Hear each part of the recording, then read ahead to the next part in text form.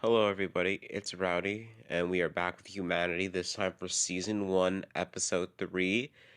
This episode is titled Doomsday. Doomsday. Now, this episode is going to center around the character Kelly. However, there is going to be more focus on Alex's character this season, unlike this episode, unlike the last episode, which was like 80% Chloe. So, regardless, let's get this started. We open the episode on Alex leaving his house, and he's talking to Chloe and Jason. Chloe asks him if he's sure that he doesn't want her to drive him to meet his friends, but Alex says he's fine. Jason asks Chloe if she's okay with letting him go and see his friends with what just happened and that whole virus going around. Chloe says that she doesn't love it, but she's not gonna force her brother to stay home. She knows that's not the type of person he is, and he needs to get out there. So she just tells Alex to be back before supper, and just if anything happens, to come home. Alex says he'll be careful and he won't be stupid. He leaves the house and he begins walking down the street. As we cut to a little bit later, where he's in a park, like he's on a bench and he's sitting with Mike, Corey, Logan, and Landon, and they're just all talking. And Alex kind of fills him in about what happened with Chloe, and Mike says that he can't believe that could have happened. I mean, he didn't know Madison, but he says like he can't imagine what that could have been like. Corey asks if it's like related to that whole virus that's been going around, that it's been reported in all the states now. Alex says that he thinks it might be, but what he can't stop thinking about, though he doesn't think it's like super serious, just what the virus did to those people at the hotel. They turned into some kind of monster. It like turned them crazy, and they were eating people. Logan Logan says that he can't imagine having to watch that or feel that. He doesn't know what he would have done if he was in that situation. Alex says that there's not really much they can do about it, and just gotta hope that he gets back to normal. Now that the phone lines and everything are down, he can't contact his parents or reach anybody, so he's just gonna have to sit down and hope for the best until his parents come home. Mike asks if they're still on for the summer, and Alex says, yeah, probably. Doesn't seem like it would change anything. As Alex's phone rings,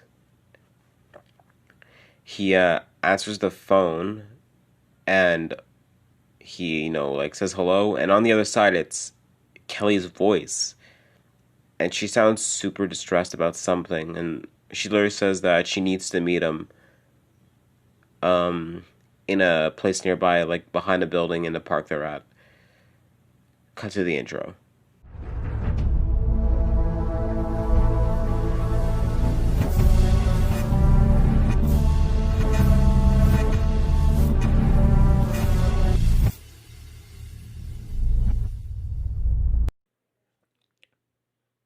We now have a shot over a group of teens in the woods, like very deep in the woods, and there's tents and there's teens sitting around a campfire drinking and smoking weed. And obviously we have Kelly and Viola, and everybody here is just having a really good time. Kelly isn't really kind of doing anything too crazy. The worst she's doing is drinking a beer.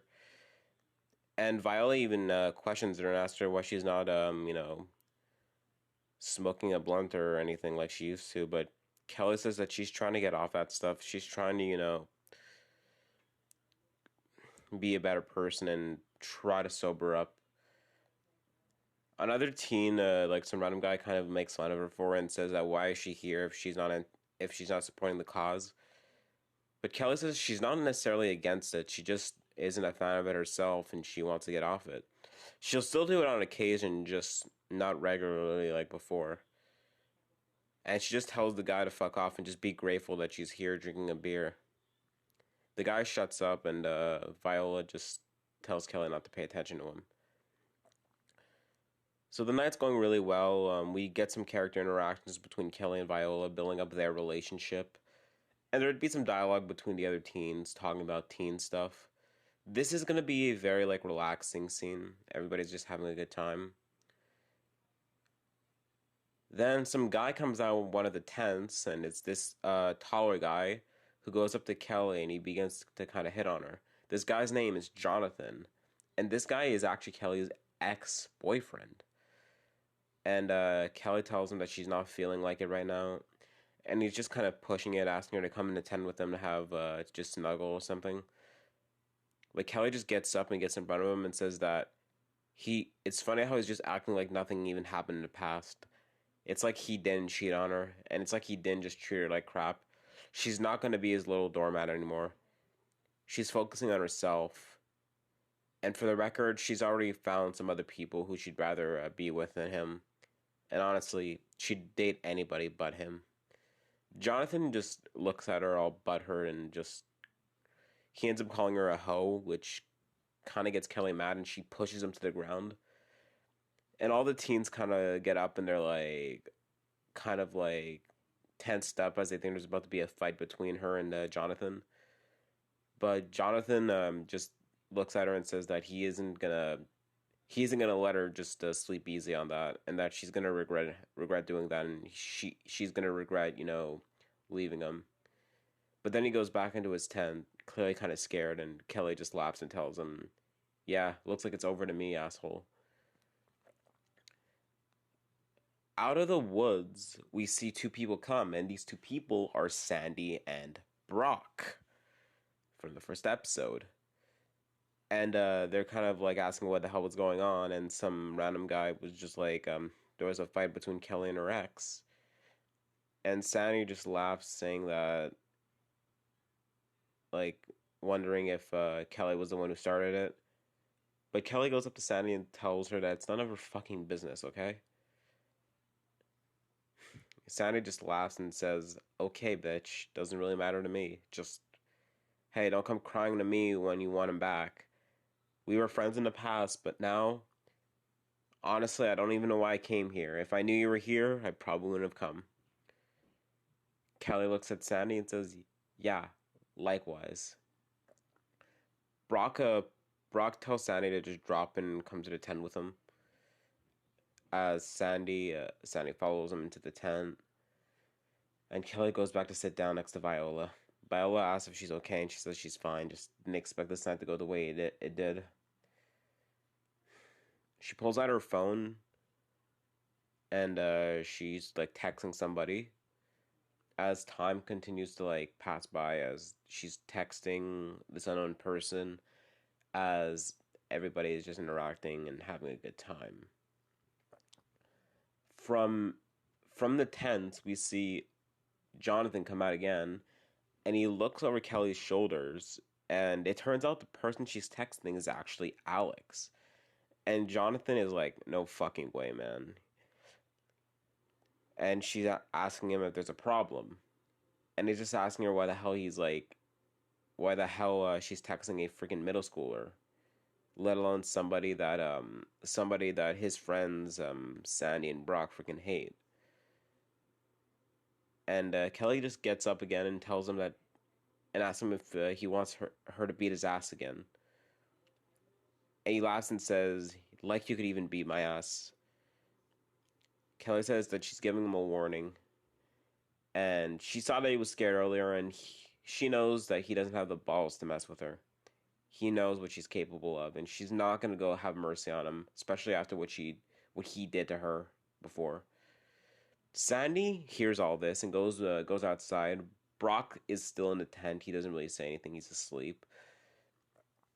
And Sandy is like, again, judging Kelly for texting Alex because he's a middle schooler. But Kelly goes up to Sandy and is like, "Why the hell are you judging me for talking to a middle schooler when you're a middle schooler yourself, huh?" And Sandy says, "Yeah, I got held back." Because Sandy, she is around Kelly's age, 15, 16. However, she got held back. So, yeah, Kelly's like, "Why? You're saying like that's a good thing. You're clearly not very smart if you're still in middle school at 16. Sandy says it doesn't matter. What matters is that she shouldn't be fucking with a middle schooler. And Kelly says that she's not fucking with him. Alex is just a friend. And Jonathan's like, oh yeah, just a friend. You don't just talk. You just don't concentrate on your phone like that, texting somebody, ignoring everything else going on. There's clearly something more going on between you two. And Kelly says, well, there isn't, so drop it. Sandy says that she remembers that she ran into them earlier today. Something about Cassie's mom and all that, and she said some shit about Cassie's dad who was sick, and Alex went up to them, and Alex talked back to her, and she says that Alex had no right to talk back to her like that, and Kelly says, so Alex being a good person and sticking up for his friends, that's a bad thing. And then Sandy just looks at her and is like, oh yeah, true. You don't like jokes about sick parents. True, your mommy's dead, so. And this just infuriates Kelly as she raises her arm and socks Sandy in the face with full force and knocks her to the ground. And everybody is really shocked by this. And like Viola kind of tries to stop her, but Kelly just goes up to Sandy and just wails on her with her fist. And this wakes up Brock, and he goes down and tells Kelly to get the fuck off before he freaking hurts her. Kelly eventually lets go and gets off Sandy, as Sandy is just covered in blood. And she's just super, like, badly injured. Like, Kelly got her good. Kelly points her finger at Sandy and says that if she ever talks about her mom again, or does anything to hurt the people she cares about, she won't stop next time. Brock tells Kelly that she's a fucking psychopath and that she's not going to get away with this. He's going to do everything he can to ruin her life. But Kelly goes up to Brock and pushes him to the ground and says that she'll just do the same to him, same thing to him, just like what she did to Sandy. She'll take all of them and she doesn't care. Now Viola goes up to her and tells Kelly to chill out. Like, she understands her freaking out in Viola, but she needs to calm down. She's making a scene and she's looking like the bad guy now. But Kelly just tells Viola that she can't control it. She was so angry.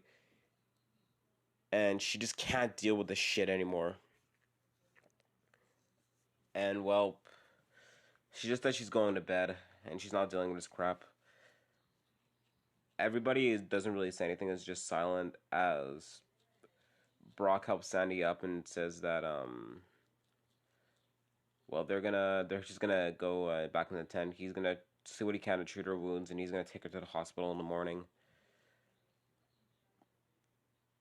And as Kelly goes back in her tent, some random guy tells Viola that you really need to keep that girl on a leash. And Viola says, look, I don't agree with Kelly having a full-on mental breakdown there, but Sandy had no fucking right to say that about her mom. Wait till you lose your mom in a tragic, in some kind of tragedy like that, and see how you would feel with somebody joking about it.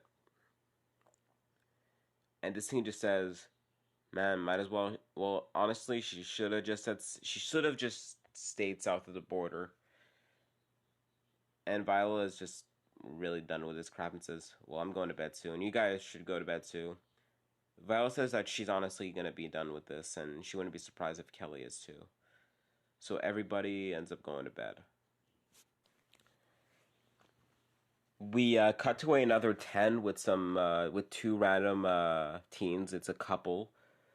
And we have this girl who is sleeping next to her boyfriend. And the boyfriend, like, basically, I'm sure there'd be some dialogue about this, but the girl wasn't feeling too well. So there was that. And the guy is laying down, and he's kind of still awake, though. He kind of woke up because he couldn't sleep. And his girlfriend is moving, and he asks if she's okay. But she then quickly jolts up, and she actually tackles him and begins eating him. And well, I'm thinking that this guy is actually extremely drunk, also. So in a way, like though she's eating him, he wouldn't be screaming too loud, and nobody would hear this. It maybe does dodge all senses of logic, since I don't know if alcohol would have that effect, since I've never been drunk enough to know that. But regardless, we're just gonna say that happens, and now we cut back to the next morning, where Kelly wakes up and she clearly kind of like has some guilt on her face. I think she kind of realizes about that meltdown that she had last night. And well, she gets up and there's nobody outside. Like it seems everybody's still sleeping, so she just goes and takes a small walk. She goes into the woods and takes a pee on a tree as somebody comes behind her, and this turns out to be Sandy. And she goes up to her and like she said that she's not here to say anything. Sandy just goes up to her and says that she's sorry about what she said last night. She was actually honestly kind of drunk. She drank a lot before coming, and she had no right of acting like that. She says that she still doesn't agree with her talking to Alex thing, and she doesn't necessarily. She isn't a fan of Kelly at all, but she agrees that she's kind of went too far. But she's still mad about her beating the shit out of her, though, and she's not gonna forgive her for that. Kelly just looks at Sandy in the eye and says, "Thank you for your apology. Now fuck off." Sandy says, "If that's what you want," and then she leaves. But before she does, she asks Kelly if she has seen Brock, because Brock went out of the tent last night and didn't come back. But Kelly says she has no recollection of where he is. Kelly finishes her business and begins walking back towards the camp. And then we see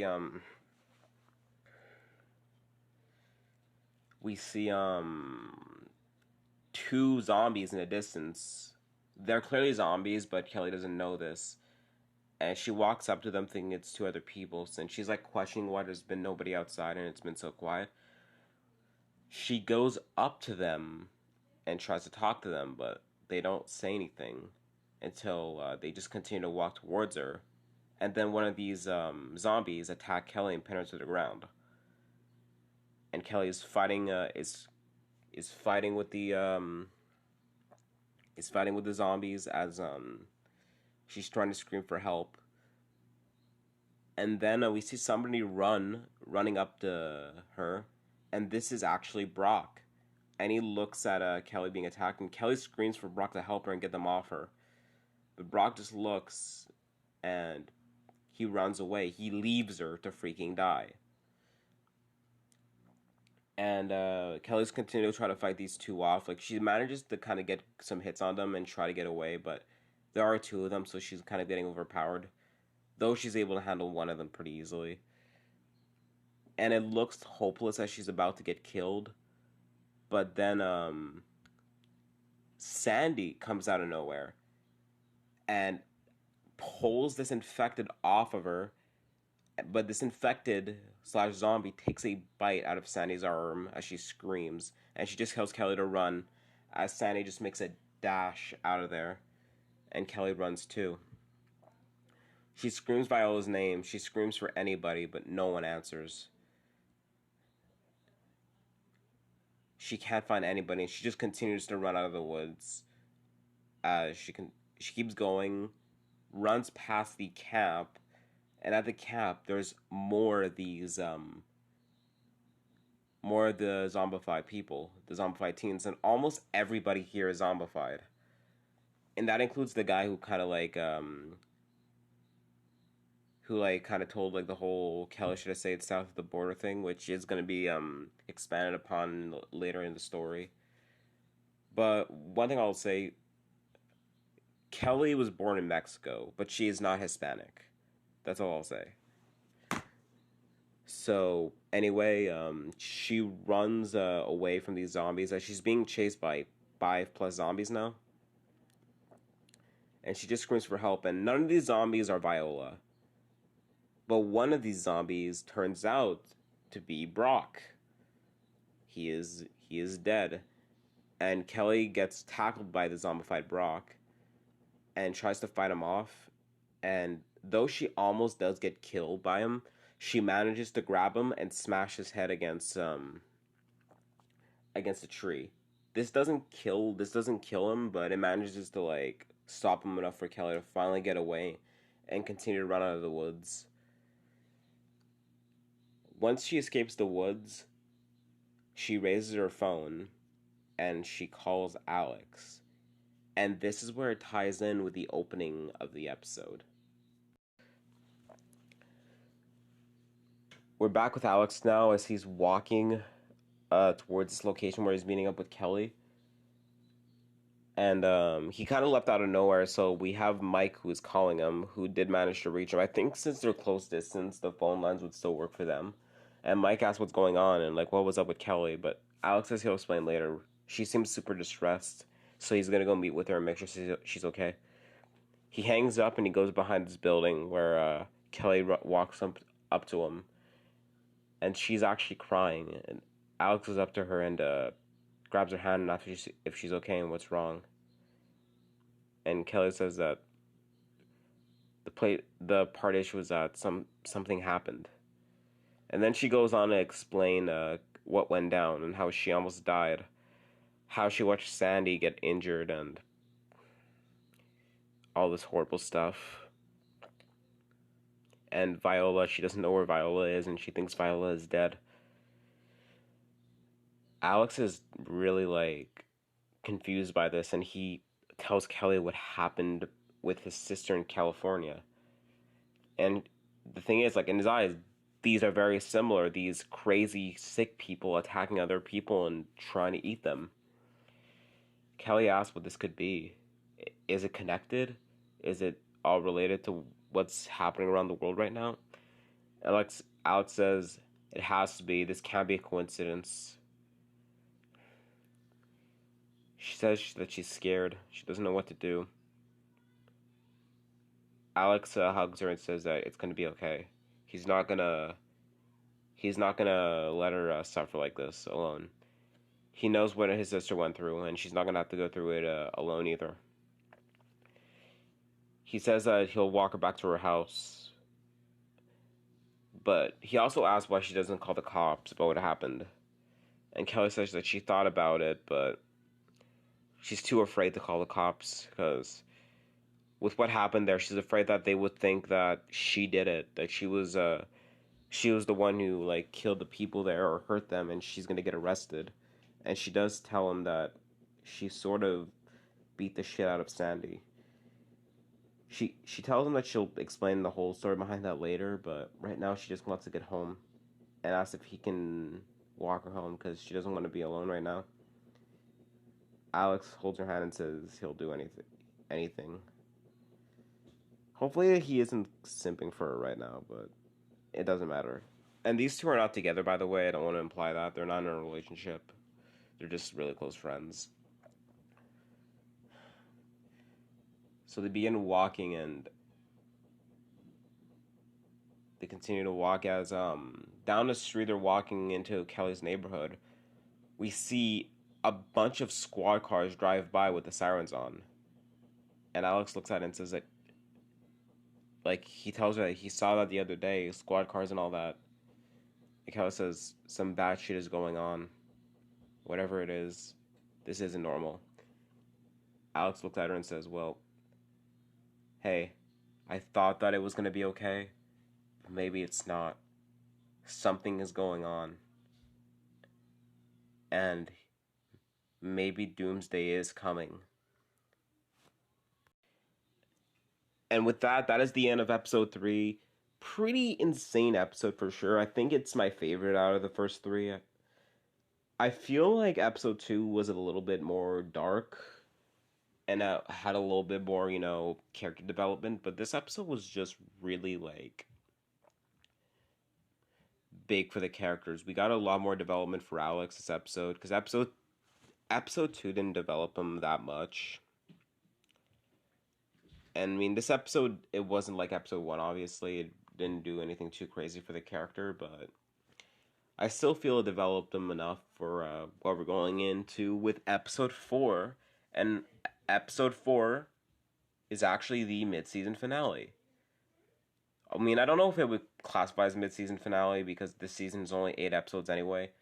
But episode four, it's half of 8, so in my eyes, it's a mid-season finale. And with what happens in it, it feels like a mid-season finale. And this episode centers around everybody. Pretty much every single character we've seen so far in the first half who is alive, who we know is alive, will be in this episode. It's going to be a very insane one, too. Episode 4 is crazy. Just let me tell you that.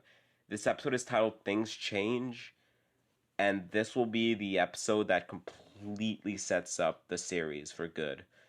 After this episode, we're full blown. We're gonna be in the real bad shit after this episode. This is the episode where everything goes to shit, and everything just finally sets up the world that we'll be seeing for this series. I hope you enjoyed. See you in episode 4.